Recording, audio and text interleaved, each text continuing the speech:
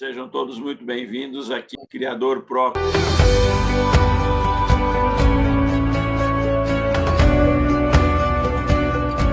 Hoje nós vamos estar falando sobre aves exóticas, o grupo aqui de galináceos, o grupo dos estrugiformes, um grupo diferente, que são mais utilizados como, hoje são utilizados tanto como para dois fins, né? São criados tanto para o abate, para a venda da carne, produtos e subprodutos, e também venda como aves ornamentais, né? Também são vendidas muito para sítios, enriquecimento do sítio, embelezamento e até mesmo criadores especializados na venda, né, dessas aves como matrizes e principalmente a venda de ovos, né, que aqui a gente tem um grupo muito interessante para a venda dos ovos. Lembrando que é um grupo que, quando a gente começa a conversar, parece ser um grupo mais simples, que todo mundo já conhece algumas aves e tal, mas é um mercado que está crescendo bastante, os valores de algumas espécies, de algumas mutações, está chegando a valores extremamente altos, tá? Então, isso vai depender muito, né? Quando a gente fala em criação de animais, né? Uma oportunidade de viver da criação de animais, a gente tem que levar em consideração esse grupo aqui, para principalmente quem tem sítio, para quem tem possibilidade, como fazendas e etc., né? Quem tem essas possibilidades, poder ter um canto da sua área dedicado à criação desse grupo de animais, ou alguns específicos, escolher a dedo aqueles que são mais interessantes ou mais vantajosos, para você poder estar utilizando também dentro do seu criatório, tendo uma renda até dependendo da situação. Alguns casos já aconteceu, né? Durante esses 20 e poucos anos que a gente mexe com criadores, de gente que começou criando outros tipos de animais, psitacídeos, passeriniformes, e colocou essas aves como uma curiosidade, começou a colocar um pedacinho pequeno do seu criatório, porque tinha um sítio e tal, queria ocupar essa área um pouco melhor, e hoje é a principal atividade do sítio, é a venda dessas aves ornamentais. Os outros animais que eram o carro-chefe foram deixados meios de lado, tá?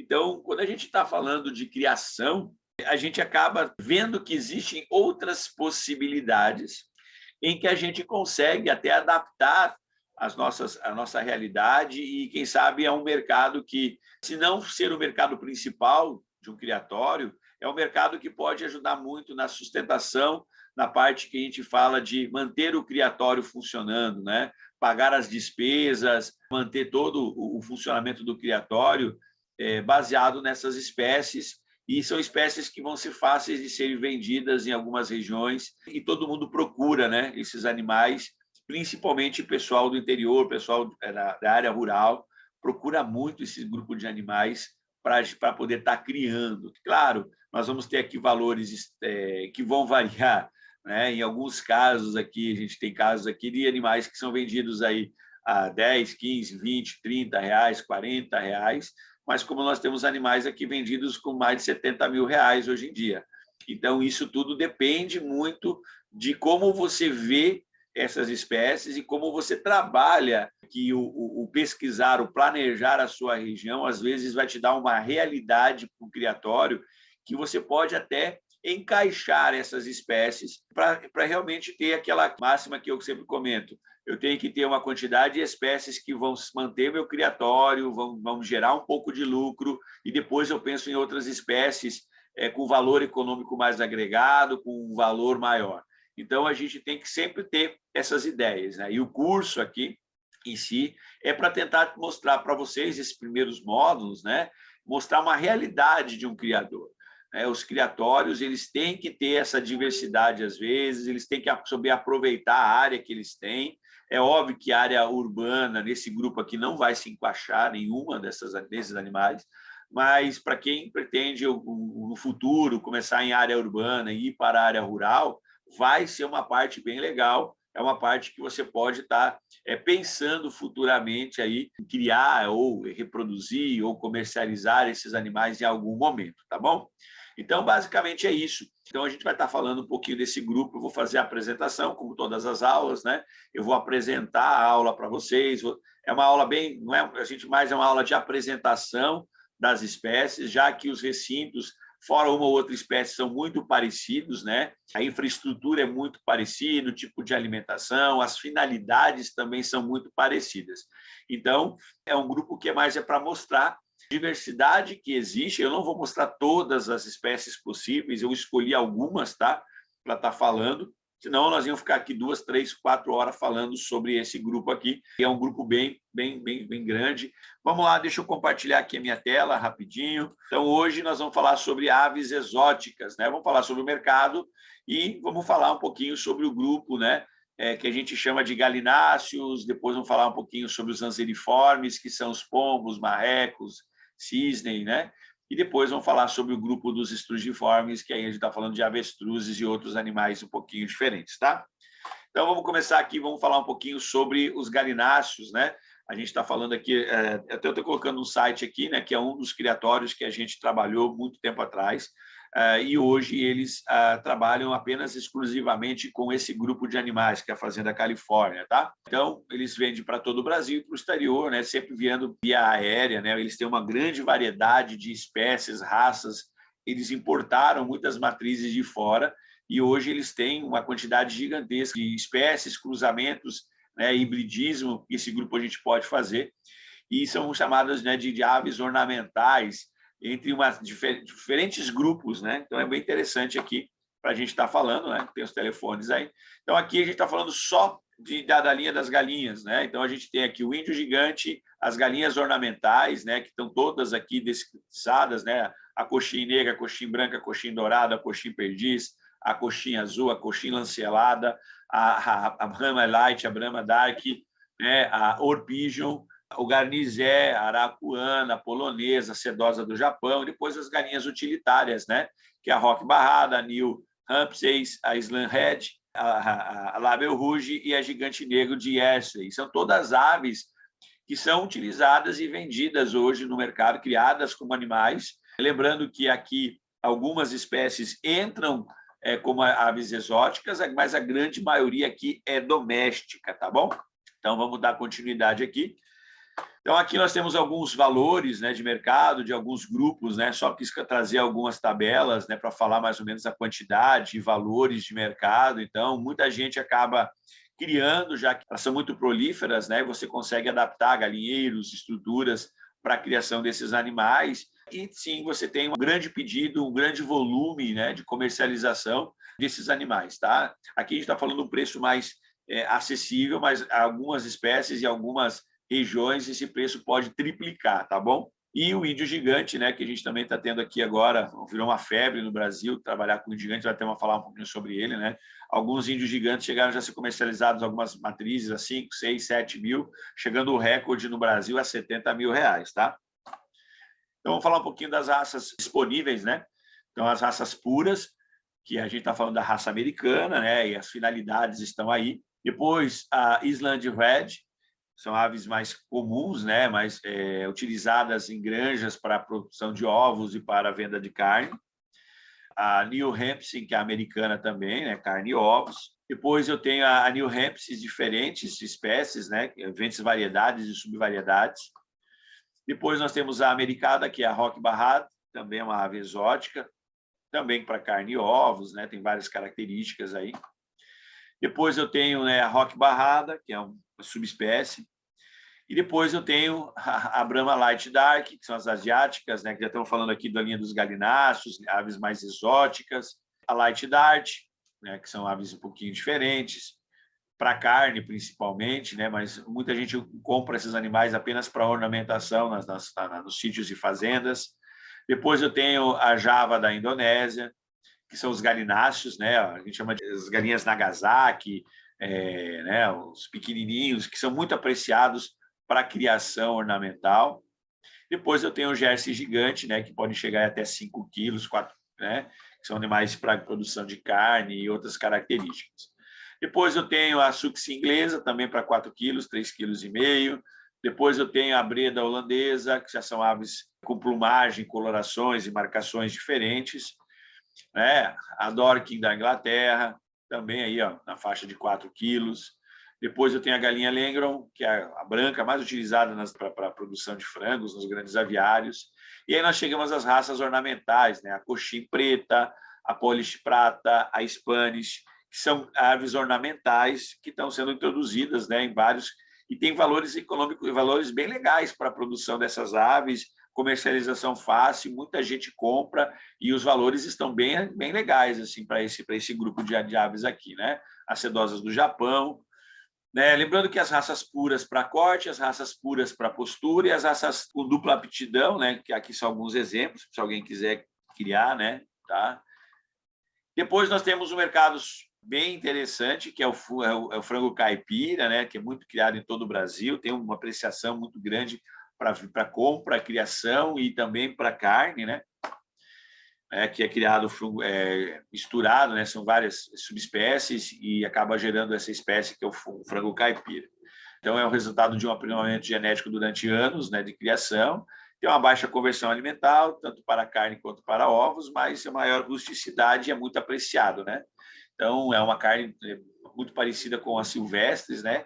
Em termos de fibras e sabor e dureza, mas é uma ave muito procurada, tá? E a partir do frango caipira, dos frangos caipiras, a gente acabou tendo um valor comercial mais elevado que as aves comuns, mas a gente teve o surgimento do índio gigante, né? Que é uma espécie de uma subespécie que surgiu a partir do melhoramento genético de aves, principalmente das aves caipiras e dos galos de briga, né? Os galos de rinha, os galináceos que são utilizados ainda, existe muito disso, né, no Brasil, para brigas, né, em rinhas de galo. Então, aqui nós temos, né, alguns exemplos de seleção, né? Então, a gente tem um melhoramento genético sendo trabalhado há mais de 20 anos, em que esses animais, geralmente, eles estão de 50 centímetros até acima de 1 metro, né? Então, são animais bem altos e a procura, quanto mais alto, quanto maior o padrão, mais valor ele tem, tá? Então, aqui alguns exemplos, né, de aves do índio gigante, muito apreciado, né, o tamanho, né, ele pode ser criado rusticamente junto com outros animais, né? Ele é muito parecido, né, com a parte caipira. Então, aí, ó, a gente está falando de uma ave de 1 metro, 1,10 m, né, os maiores.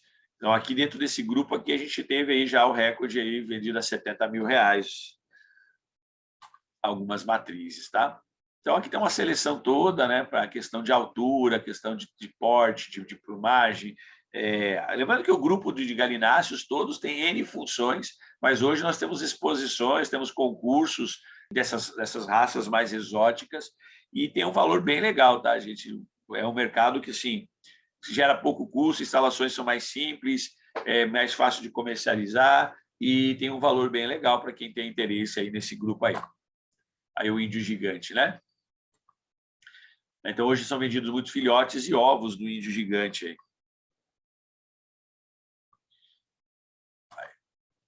Depois passamos para o grupo dos anziformes, né, que são os patos, marrecos e afins. Então, o pato mandarim, né, que é uma ave bem difundida aí aqui do leste da Ásia, né, e tem um grande apelo, né? Observe que ele tem anel ali no pé, então são aves exóticas, algumas aves precisam de regulamentação.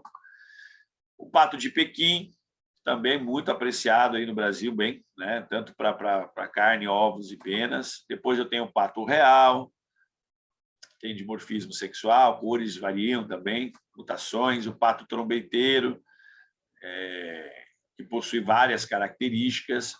O pato crioulo. Depois eu tenho o ganso de Toulouse, muito procurado hoje para carne, guarda, alimentação, né? Os sítios adoram ter gansos, marrecos, essas coisas, né? O ganso de Ebden, também muito conhecido. O ganso chinês, bem utilizado, né? Bem conhecido aqui no Brasil. Depois o ganso africano, carne e ornamentação, né? É o resultado aí de cruzamentos entre espécies, né? Que é o Toulouse e o ganso chinês. Depois a parte dos perus, muito também criado em todo o mundo, mas tem várias. A gente lembra do peru muito no Natal, né? mas ele é vendido no mundo todo e tem uma característica muito legal, muita gente cria, né? E nós temos os perus ornamentais, que crescem bem rápido, né? E eles já têm assim, uma característica bem legal em alguns sítios e fazendas, né? Então, tem o perus holandês branco, nós temos... chegamos ao grupo dos estrugiformes, né? O avestruz, muito criado, tá? Muito criado comercialmente. No Brasil foram importados matrizes, nós temos... um dos maiores criatórios do Brasil em Mato Grosso do Sul, tá? É vendido ovos, a pena, a carne, tá? Bem interessante. Claro que você precisa de instalações, já que eles são mais rústicos, né? Então, são baias e você pode criar, né? Um macho com várias fêmeas. Depois nós temos o caleirão, né? Que são exemplos de patos e marrecos, de novo, né? É uma única ave aquática com plumagem inteiramente negra. Depois nós temos aqui o grupo dos fazões, né? Então, aqui no grupo dos fazões, os mais conhecidos é o dourado, o coleiro, o canário, o prateado, tem N funções, tanto na questão ornamental, quanto na questão, né, da produção das penas, quanto a produção de carne, né? Então, aí o jumbo, o leide, o canário, o orelhudo azul, tem um grupo bem gigantesco, tá? Depois nós temos as perdizes, que estão sendo muito introduzidas aqui no Brasil, né? Nós temos a perdiz cinzenta, a perdiz vermelha e outras, né? Que é do grupo das codornas, né? Das cordonizes, também muito criadas, né? A questão da alimentação é bem fácil para todos esses animais. Reprodução bem tranquila também. Então, a coleta de ovos colocada em chocadeiras é bem interessante. Nós temos uma variedade gigantesca, né? Então, nós temos o perdigão e a perdiz brasileira, e também nós temos as espécies silvestres e as espécies exóticas nesse grupo aqui. Lembrando que é um grupo muito apreciado, tá? Tanto para restaurantes, para criação, o pessoal adora perdizes, né? Então, as perdizes, elas são um grupo bem legal aí. Aí temos N variedades, né? A perdiz da Europa, são coloridas, maiores, são bem ornamentais. Hoje estão vendidas aí na faixa de 200 a 250 cada uma, tá? R$500 o casal. É um valor bem legal, tá? Aí nós temos a questão dos ovos, né, que são vendidos, né? Nós temos hoje a perdiz chucária, a barbara, que são as mais comercializadas aqui no Brasil. Então, é um grupo bem legal, né? Tem perdiz da húngara e tem outros grupos, né, de perdizes para quem quer criar. É um grupo bem diversificado, bem variado. O sistema de criação é muito parecido com galinhas, né, instalações, viveiros, né, cuidar com os predadores, já que elas se assustam muito, né? E a produção básica para todos esses animais é a carne, a venda de partes e subprodutos, né? Nós temos aí a venda da carne, a venda das penas, a venda dos ovos e a gente tem a comercialização de matrizes e a venda como animais ornamentais, né? Então, a gente tem uma característica bem legal, preços bem legais de alguns grupos desses aqui, com valores para cada categoria, tá? Então, aqui a gente está falando aqui das perdizes ainda, né? Outro grupo muito apreciado no Brasil são os pavões, né? Então, os pavões como aves ornamentais, sempre os sítios adoram. Então, hoje a gente está tendo aí alguns grupos desses. No caso do pavão, a gente tem animais sendo vendidos a R$2.500, R$3.000 as matrizes, tá? Aí nós temos N tipos de pavões, subespécies e espécies, né? Cada um com valor diferenciado. E aqui é vendido, né? Também as penas, a carne, em alguns lugares é muito apreciada, e principalmente como ave ornamental, né? Então, aí nós temos alguns, né? O pavão de Cristos, o pavão múticos, que é o pavão verde de Java, o pavão azul, o arlequim, o pavão do Congo, o pavão albino, tem N espécies, tá bom? Depois a galinha da Angola, né? Que é a Munir Grandes, também muito criada em todo o Brasil. Aqui nós também temos pessoas que apreciam os ovos, a carne, mas elas são muito utilizadas. É claro que um valor um pouquinho mais baixo que as demais, mas também muito vendida em todo o Brasil, tá? E aí terminamos esse tour aqui sobre os principais grupos de aves exóticas, tá? Quando a gente fala nesse grupo de aves exóticas, o pessoal pensa, mas é galinha, são animais que a gente precisa, não precisaria de uma legalização, não precisaria de uma organização, né, de aprovações, etc., porque são aves já, a grande parte delas tem um cunho zootécnico bem difundido no Brasil. Você precisa ter cadastros, né, como produtor rural, você precisa ter lá no órgão agropecuário, você precisa ter algumas características quando você comercializa em grande escala. Mas nós temos dentro desse grupo muitos animais que são considerados exóticos e precisa de licenciamento, caso avestruz, no caso de alguns marrecos, patos, gansos, as perdizes, algumas perdizes também são, alguns galináceos exóticos que estão sendo introduzidos no Brasil precisam de licenciamento ambiental, fora fazões e etc., que também precisam. Então, é um grupo para quem tem interesse. Então, é um grupo mais simples, né, que a gente vem falando. As instalações são relacionadas basicamente com as relações de galinheiros, né, de baias, ou a gente tem as criações extensivas, a semi-extensiva e a intensiva, né? Lembrando que qual a diferença entre esses três tipos, né? Extensiva, mais aberta, mais de forma natural, em grandes currais, né, que chamam de grandes baias. A semi-extensiva diminui o espaço e a intensiva é em gaiolas. Aí é com intuito, né, tipo granjas com gaiola, com finalidade de ganho de peso, para abate ou para produção de ovos.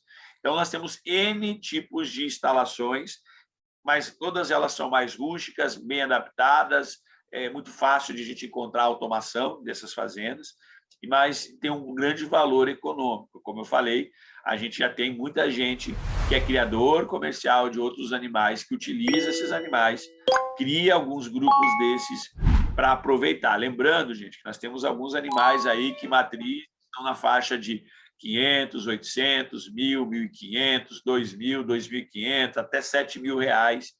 Então, até o nosso próximo encontro. Tchau, tchau.